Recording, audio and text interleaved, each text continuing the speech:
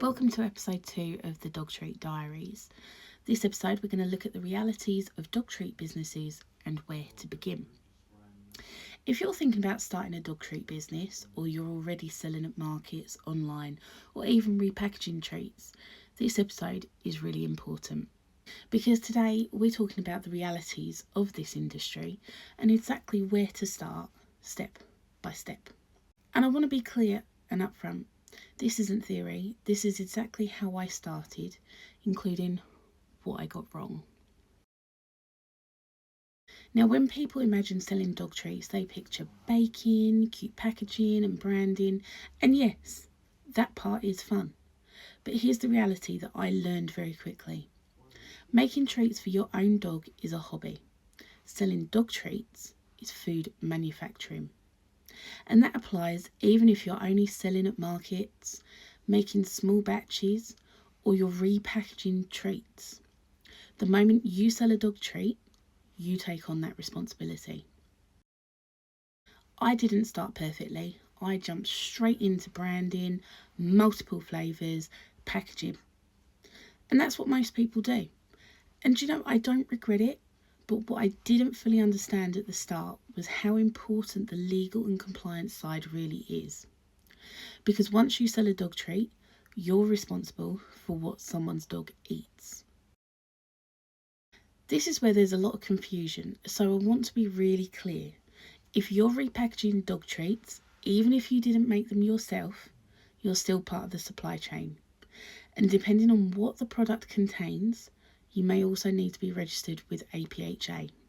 In the UK, handling or repackaging products that contain animal byproducts like honey, meat, dairy, eggs, or certain fats can require APHA registration. Even if the treats were made by another business, they're already approved, or you're just splitting them into different bags. Repackaging doesn't remove responsibility, it transfers it to you. Another thing that catches people out with repackaging is labelling. You can't just put your logo, a product name, and a nice design on a bag and call it done. If you repackage and sell a product, you're responsible for the label the customer sees. That label still needs to clearly show what the product actually is, what's in it, net weight, batch codes, best before, storage instructions, and your business details. Labels aren't branding first, they're information, transparency and trust, and we'll do a full episode on labels soon. If you're starting or you're already selling and want to reset properly, this is the order that I recommend. Step 1. Be clear what you're selling. Are you baking, repackaging, or both? This matters legally. Step 2.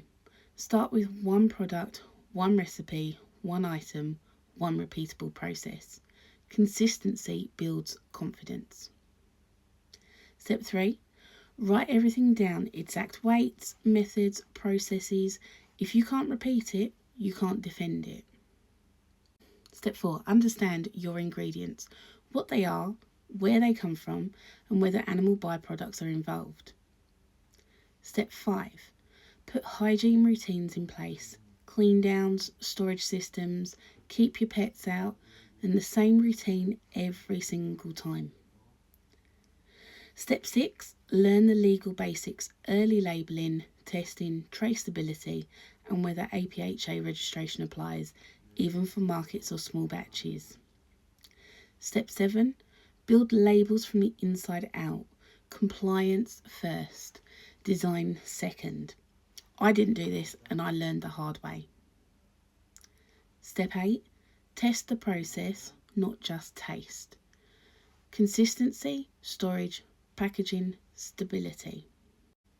Step 9. Price it honestly. Ingredients, testing, packaging, energy, time, wasted, margin. For context, lab testing for one recipe can cost over £150 plus VAT. APHA registration alone starts at over £500. This isn't a cheap business to set up properly.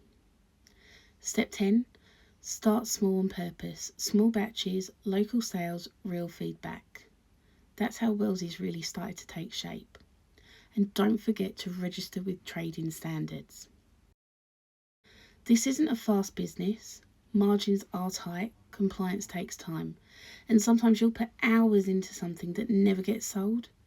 But what you're building is trust, and when dogs are involved, trust matters. Everything I've shared today is exactly what I learned by doing this the long way.